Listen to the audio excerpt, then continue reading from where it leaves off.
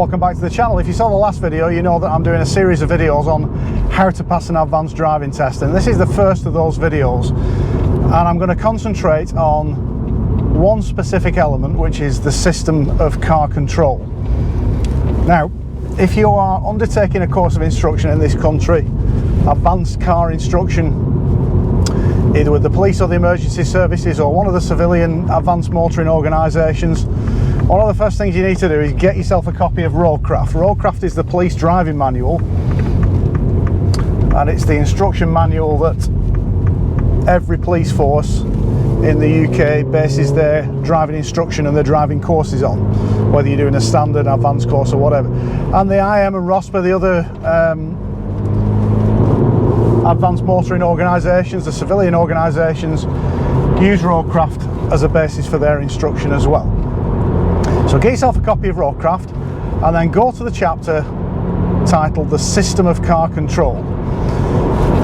And the system of car control has been developed since the 1930s really. I've got old copies of Roadcraft at home that go back to the 1930s, 1940s, and it has changed significantly over the years. The biggest change that came about with the system of car control was back in the early 90s, about 92, 93. Just in between the times when I did my standard car course and my advanced car course with the police. So I'm quite lucky, I got taught under the old system and the new system. But we're going to concentrate on what I would call the new system. Alright, it's early 90s, 30 odd years old now, but the system of car control is quite clever. It's a fundamental building block. It is a foundation for everything else that we do when we're driving on the road, and it gives you a regular, systematic approach for every kind of hazard that you could possibly encounter on the road. Now, older versions of Roadcraft used to describe the system as a drill, almost a sort of military idea, that it was a drill, it was a routine that you went through every single time you approached a hazard. And you can think of it like that if you like. I prefer to think of it as a series of questions that you ask yourself on the approach to a hazard. So a hazard, to start with, is anything that has an element of danger associated with it, either actual danger or potential danger. So we've got a line of parked cars here. Potentially each one of these cars poses creates a hazard. Shadows moving under the cars, doors opening, things like that. But if you see one of those doors opening, then you've got an actual hazard happening in front of you. And if you apply the system in the correct way, it will allow you to deal with that safely. And you can apply the system for left and right turns. You can apply it for turning at a roundabout. As I did just then, you can apply it to passing a line of parked cars, passing cyclists, overtaking slow moving vehicles, driving through a series of corners, passing a bus that's stopping at a bus stop, dealing with a dog that's run into the road. Any of the other millions of different scenarios that can happen on the road can all be dealt with by the correct application of the system of car control. And the other good thing about the system is it's dead simple. There's 5 things, 5 elements, 5 phases. And you don't always have to do each of those phases. You just need to consider them on the approach to a hazard. And if you consider them and ask yourself, like I said before, it's a series of questions. Do I need to do this? Do I need to do this? Do I need to adjust my position? Do I need to adjust my speed? Is my gear okay? Do I need to accelerate? It's a series of questions that you ask yourself. And if the answer is yes, then you actively do something. So Roadcraft describes the system as 5 phases, an information phase and 4 action phases, and I'll talk you through each of those. Now, it is worth mentioning, I have done another video on the system of car control, and I'll put a link in the description below. I've done some other associated videos, one about how to eliminate brake gear overlap, which I'll come to in a little bit. And again, I'll put the link in the description below so that you can link back to that back catalogue of my old videos, and you can do a little refresh off those. Some of them go into a great deal more detail than I will do in this video as well, so please go and have a look at those. So what are the 5 phases of the system of car control? Well, they are information, position, speed, gear and acceleration. IPSG is the acronym, and as Roadcraft tells you, there is an information phase and then 4 action phases. So let's go through each of those phases and explain to you briefly what they are. Information, to start with. There's 3 things that we do with information. We take, we use and we give. We give it a tug. So we take information in by looking down the road, extending our observations into the far distance, scanning, working your way back and checking the mirrors and looking at what's behind. So in the information phase, we are building up a picture, a detailed picture of what is all around us on the road, 360 degrees around us on the road. We take that information in, but we also take information in through our other senses as well. So our sense of hearing, for example, if there's a limited view at a junction, you might put your window down and listen to see if there's any traffic coming. You would certainly hear if a motorcycle came up quickly behind you. Even if they're in your blind spot, you may well hear them behind because their exhaust's a bit loud. We use our sense of touch when we're driving as well. So I'm feeling what the road's doing under the front wheels, through the steering wheel, feeling how much grip the car's got through the seat of my pants. You might even use your sense of smell when you're driving. I know certainly when I'm riding the motorbike and in the car as well, if you get the smell of diesel, that really gets your attention, and you can sort of hazard a guess that there's going to be something slippery on the road surface. So we take information in using our senses. We then use that information to formulate a plan as to what we're going to do. And I will talk about observations and planning in a future video in more detail. But if I see a parked car up ahead, then I'm making a plan already that I want to pass it. I'm checking the mirrors, making sure nobody's overtaking us, thinking about the cyclist, all that kind of stuff. Not pushing myself into the gap like the taxi drivers do at the moment. So if we use it to formulate a plan correctly, we will arrive at the hazard knowing exactly what we're going to do. And the idea, one of the big ideas about advanced driving is that we eliminate that element of surprise. We don't get caught out by surprise by things. We know what we want to do. And the third element of information is that we give information out, and that's an acknowledgement that driving on the road is a social activity. We are interacting with other road users, and we're going to give a signal where appropriate. Now, there's a range of signals available to you as a driver. The most obvious one is indicators, of course. So we want to give an appropriate signal, a well-timed signal that doesn't confuse people. But there's other signals we can give as well. We can give a headlight flash. We can use the horn to warn people of our presence if you think they haven't seen you. Brake lights are a signal. So brake lights are a signal to anybody behind us that the car's slowing down, of course. Reversing lights. Hand signals, they're still in the highway code. Not the one you're thinking of. But we can give hand signals if we need to. So there's a range of signals available to us as a driver that will allow us to help other drivers and show them what our intentions are on the road and what we're intending to do. So that's the information phase, take, use and give. The other thing to bear in mind about the information phase is it runs throughout the system. So we don't do the information phase and then move on to the next one. We carry on doing it, taking, using and giving information all the way through the system and all the way through the hazard. I would almost describe information as a continuous phase, that we just carry on doing it all the time we're driving. And before I move on to the next phase, position phase, the last thing I'd say about information is you need to acknowledge that information changes. So you might make a plan based on the information that you've taken in initially, and that information might change. This catches a lot of people out on advanced tests. They beat themselves up because information's changed. So say for example, you're coming up to a roundabout, you make a decision that it's clear to go, so you get your position right, get your speed right, get your gear, second gear ready to go, and then all of a sudden a fast moving vehicle comes into view. Well, what are you going to do? Are you going to stick with your original plan and pull out in front of that vehicle, or are you going to go to an earlier phase in the system, the speed phase, and slow down and avoid the collision with that vehicle? Of course you're going to avoid the collision. And a lot of people do that, and they'll the position, speed, gear right, ready to go. Oh no, I've just had to go back to an earlier phase. It's the correct thing to do. Don't beat yourself up over that. So the second phase, and the second question you want to ask yourself, relates to your position on the road. So you've taken, using and given information, made a plan, then you adjust your position. So in this case, I'm turning right at a set of traffic lights. The correct position is in the right-hand lane, which is marked for a right turn. And because it's also marked for straight on, despite the fact that the road is closed straight on, I'm leaving that signal on, just to confirm to people, because it's marked for straight on and right turn. So position for a left turn into a junction might be towards the near side, position for a right turn will be over towards the offside.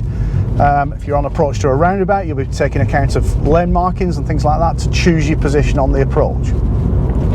So the third phase after position, the third question you want to ask yourself relates to the speed of the vehicle. Do I need to reduce the speed of the vehicle for the hazard? For some hazards, your speed will be fine. If it's a parked car, for instance, you check your mirrors, move your position out. If you're doing 30 in a 30 limit, then your speed is going to be correct. So you don't need to adjust your speed. But for the majority of cases where you're approaching a hazard like this roundabout, you'll need to adjust your speed. And we either do that through deceleration in the gear that you're in, come to that in a bit, or through braking. Another little thing to note, if you look at the schematic of system, the position phase and the speed phase overlap just a little bit. So that means it is acceptable to be adjusting your position and starting to move onto the brakes to slow the car down. So once you've got your position correct and your speed correct for the hazard, the next question you want to ask yourself, the fourth phase of the system, is gear. Do I need to change gear, usually to a lower gear to give you more flexibility? And that depends entirely on the speed that you're travelling at. We always look to get the most flexible gear for the speed that we've reduced the vehicle to. Again, if you look at the schematic of system, you will see that where the speed phase ends and the gear phase starts, there is a little overlap. And this is the bit that most people find really difficult about changing their driving over to the system of car control, to using the system of car control. Because there is an expectation that you get your speed right before you get your gear. Now one or two, I know IM and Rosper, they certainly have a view now that you can still be on the brakes a little bit just towards the end of the braking when you get your gear. But if you can teach yourself to eliminate that overlap, the likelihood is you will get a better mark on your advanced driving test. For police, always better to try and eliminate that overlap, unless it's part of a planned approach to particular hazards. So just occasionally you will need to keep the brakes on while you're changing gear. Say for instance you are on a mountain road and you're driving downhill through a series of hairpin bends. To those circumstances, you do not want to get off the brakes, trust me. You'll end up going off the edge of the mountain. So there it's absolutely perfectly acceptable as part of your planned approach to keep the brakes on and change gear. Same if you're going downhill and turning left on a junction that's halfway down that hill. Keep the brakes on, change gear. Otherwise the car will pick up speed because of gravity and we don't want it to do that.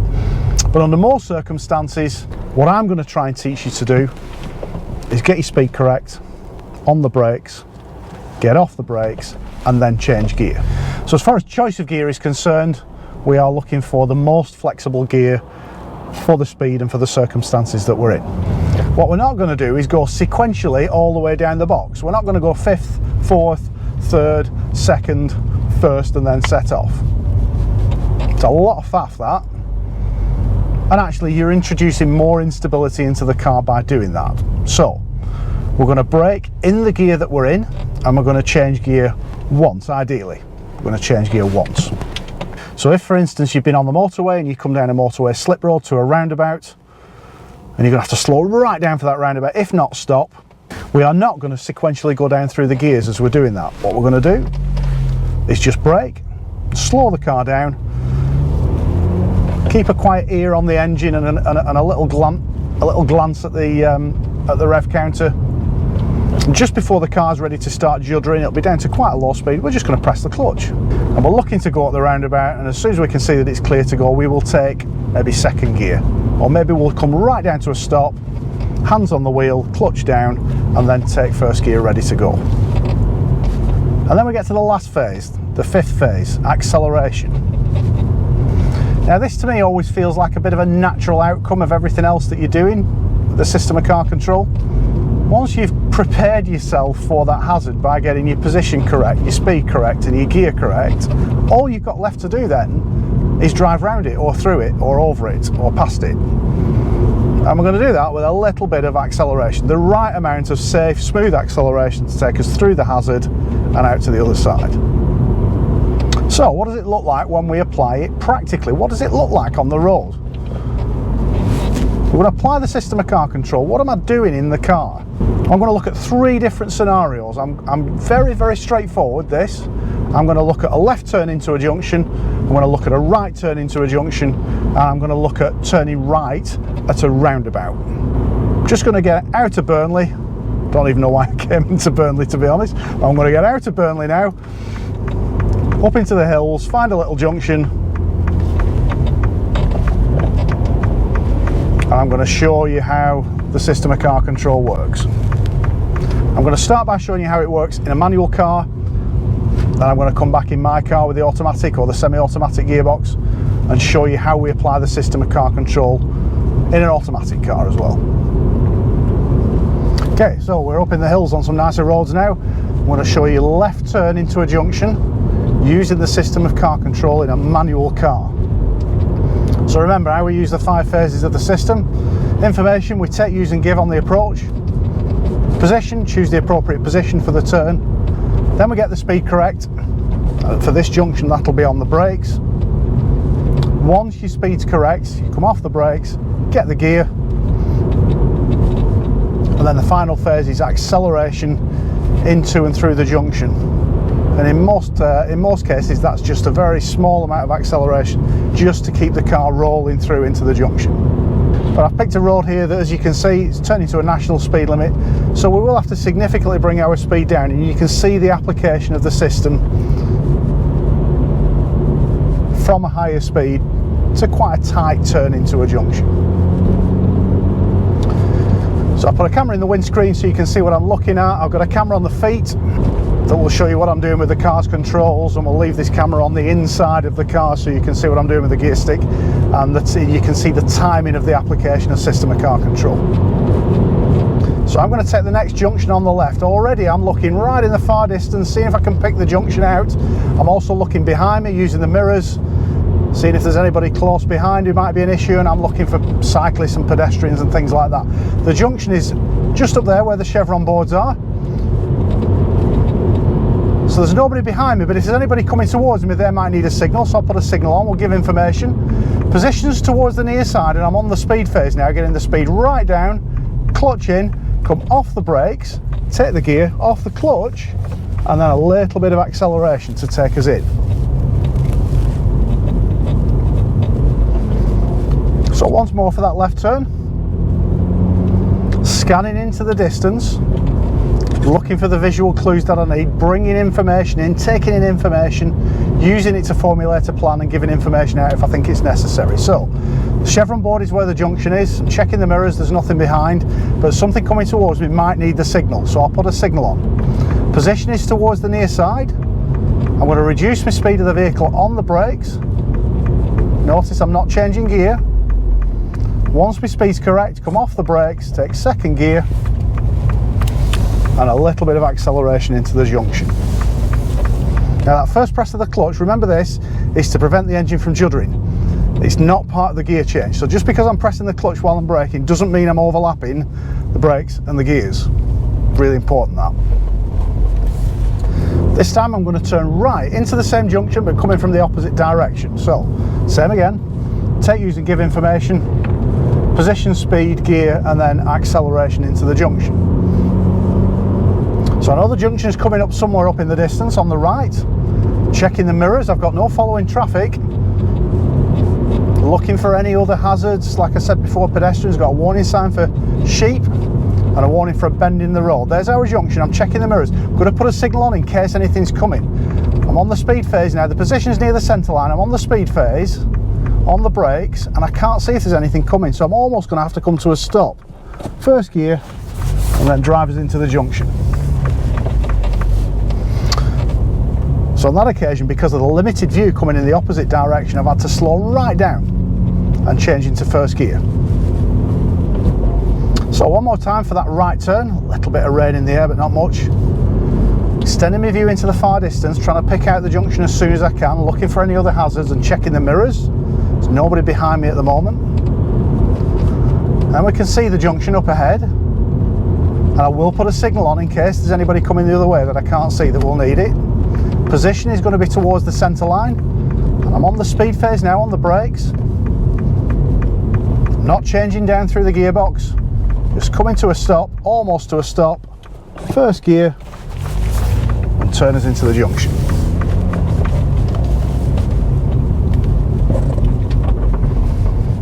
And now the final example in the manual car will be a roundabout and turning right at a roundabout. So system application is exactly the same 5 phases in the same order, just slightly different things to take into account on the approach to a roundabout.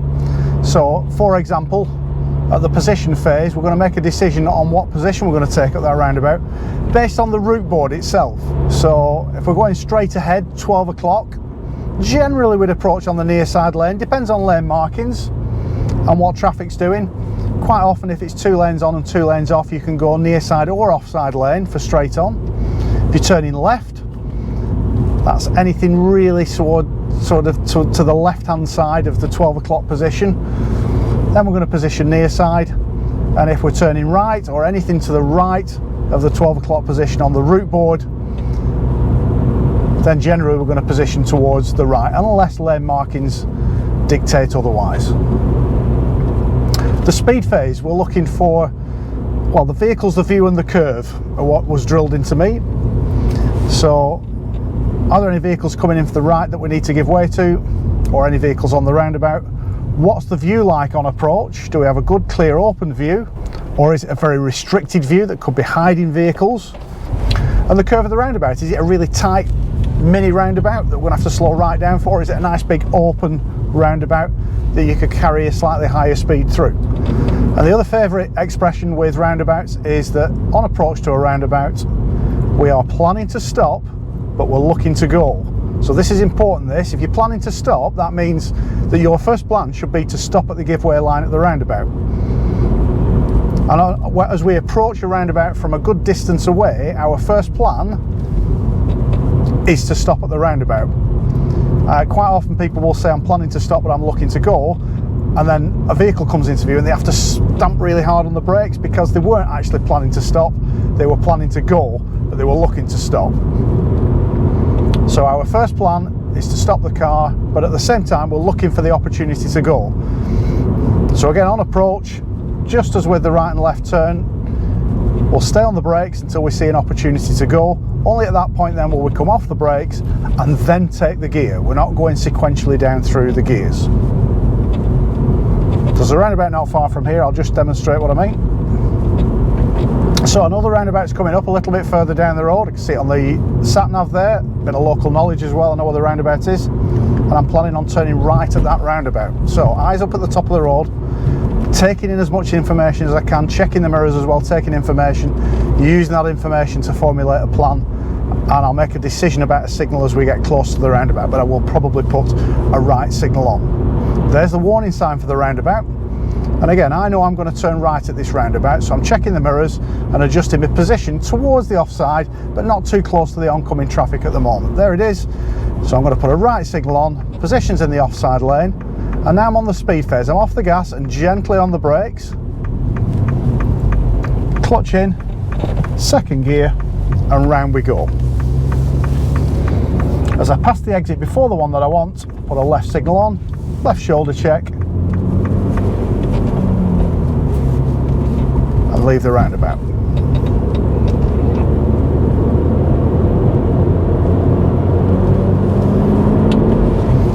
So one more time, right turn at a roundabout. The roundabout just up here, I'm going to turn right and join the M65 westbound, checking the mirrors for information, looking as far ahead in the distance as I can, looking for information about the roundabout. And it'll come into view just off this right hand bend.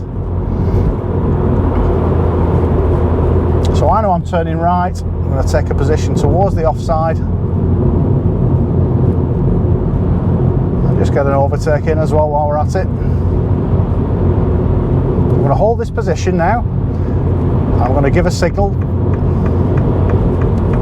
So I'm on the speed phase now. I'm lifting off the gas, gently on the brakes, planning to stop but looking to go. My speed's dictated by the vehicles, the view and the curve, and I'm looking to go after this pickup truck. So I'm off the brakes, second gear, and then nice and smartly away into the gap. I'm going to keep that right signal on for anything coming towards me here, both down the slip road and from that oncoming junction. As we pass the junction before the one that we want, give a left signal, left shoulder check, and off onto the slip road, and then smartly onto the motorway.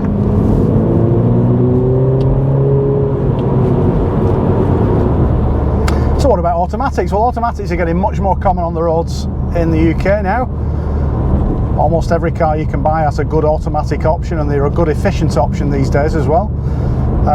I'm in my M2 competition. It's not quite what you call a traditional automatic gearbox. It's a DCT, dual clutch transmission, but I'm going to use it in full auto, and that will replicate a normal torque converter automatic as well. So everything I do in this car will be the same for any other kind of automatic transmission. If you're undertaking certainly a police advanced driving course, be an expectation that you demonstrate good use of an automatic gearbox and good use of the system of car control in automatic cars. The majority of certainly advanced police cars these days are automatic gearboxes, so you need to have a good understanding and a good understanding of how system fits in with an automatic gearbox. So if we think about driving a car with an automatic, I've only got two pedals, accelerator and brake. I don't really have any input when this car's in full automatic. I don't have any input into what gear it's going to change into. So you might think that the gear phase is irrelevant, and that actually, you know, you don't need to be separating out the braking from the gear change because you're not changing gear yourself. But there's a couple of things I want you to remember, the first is that the car still needs to get the gear. Now, modern automatic gearboxes are very quick, they're very quick to react, it doesn't take them long to get a gear, and the gear changes are pretty seamless. But even so, if we can have a little bit of time on the brakes and then off the brakes just before you get onto the accelerator, that little bit of time off the brakes just gives the car time to get the correct gear for that speed. In the manual car, I'm making the choice about the gear for the speed. In an automatic, the car is making the choice. So just give it a little bit of time to do that by getting off the brakes early. And the second advantage of getting off the brakes early and having a little pause in between the brakes and the acceleration is that coming off the brakes and waiting before you accelerate just allows the car to settle off the brakes. So as you're braking, the car's weight is forward, it's on the nose, it's on the front axle, the rear axle is a little bit unloaded and a little bit light. You come off the brakes and suddenly go to the accelerator, you're expecting the car to go from nose forward to having the weight on the tail immediately. It's a little bit more unstable, it's a little bit less smooth. If, however, you come off the brakes, a slight pause, let the car get the gear, the car settles back off its brakes into a neutral position, and then when you get onto the accelerator, it settles back then onto the rear axle. This is especially important when we move on to cornering, but really for any application of the system of car control with an automatic car, we need to remember to build in that sort of gap, that pause in between coming off the brakes and getting onto the accelerator. So think of it in terms of it's still a gear phase, the car still needs to get the gear, but we're going to give it time to do that. So I'm going to demonstrate that for you as I did before in the manual. I'm going to demonstrate that for you now. Left and right turn into a junction, and then a turn at a roundabout. So we're just accelerating up into a slightly faster speed limit, 50 limit. Car's in full automatic, behaving in the same way as a normal torque converter automatic gearbox will do. And I'm going to turn left at the next junction on the left. It's just off this left-hander. So I'm looking down the road, taking in information. I can see a warning sign in the distance for a junction to the left. That's our junction. Checking the mirrors. I can't see anything behind. I might need to put a signal on just in case there's anything in the junction. So positions towards the near side as I put that left-hand signal on, and that was ideal for the red car. Positions near side. I'm on the brakes now for the speed phase, coming off the brakes, allowing the car to settle, and then just accelerating into the junction. So we'll do a systematic left turn once again. I'm going to turn left at the next junction. So So I'm already extending my view into the far distance, scanning, checking the mirrors as well, nothing following us at the moment.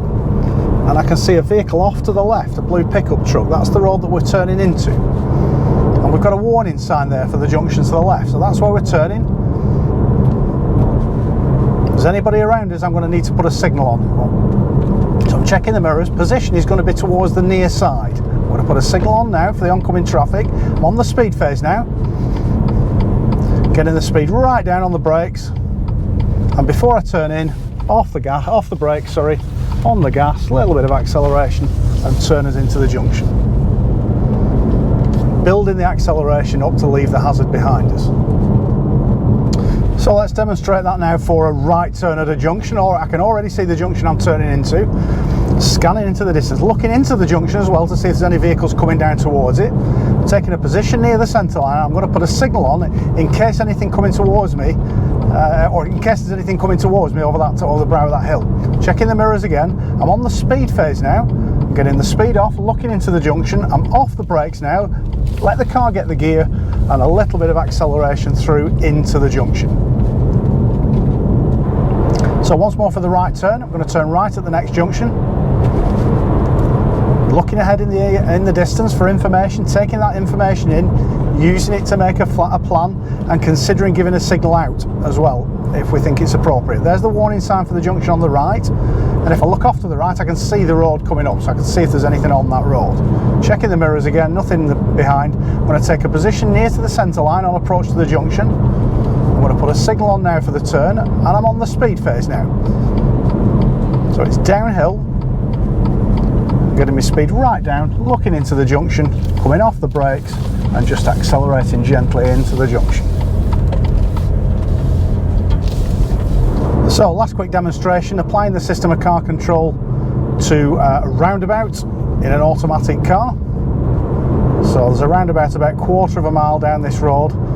I'm going to take the 4th exit right towards Blackburn. So I'm looking in the distance, scanning. You can see the motorway.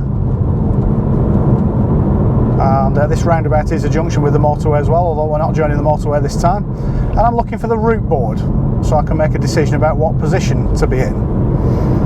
So on the approach, I'm going Blackburn A674. I'm going to check the mirrors. I'm going to put a right signal on and position near the centre line. Now I'm on the speed phase, gently on the brakes, staying on the brakes, looking to the right, off the brakes now, give the car time to get the gear and then a little bit of acceleration.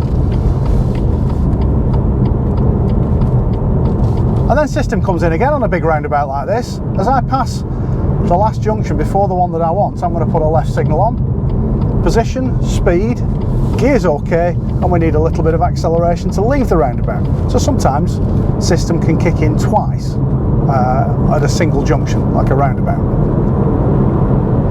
So once more we'll do the same roundabout again, coming from a different direction. I'm going to take the 4th exit right again, this time signposted for Wheelton.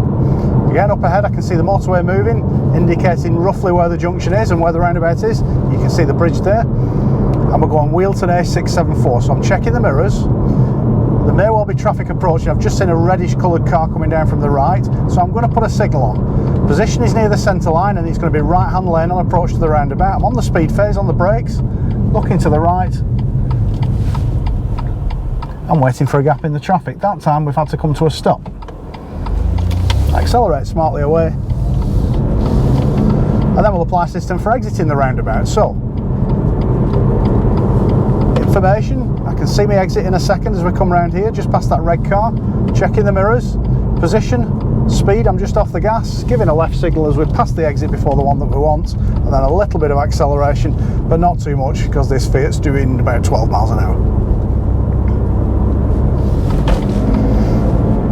So there you go, that's my explanation of the system of car control and how you apply it in manual cars and automatic cars to a series of basic turns at junctions. Don't forget, we apply system to any hazard whatsoever on the road, and it's something that I will continue to keep coming back to during this series of videos, and you'll see that for pretty much everything that we do on the road, cornering, overtaking, driving in urban areas, rural areas, every time we come across a hazard that we need to deal with, we will be dealing with it by use of the system of car control. Keep asking yourself that series of questions. Do I need to change my position? Do I need to change my speed? Do I need to change gear? And does it require any acceleration?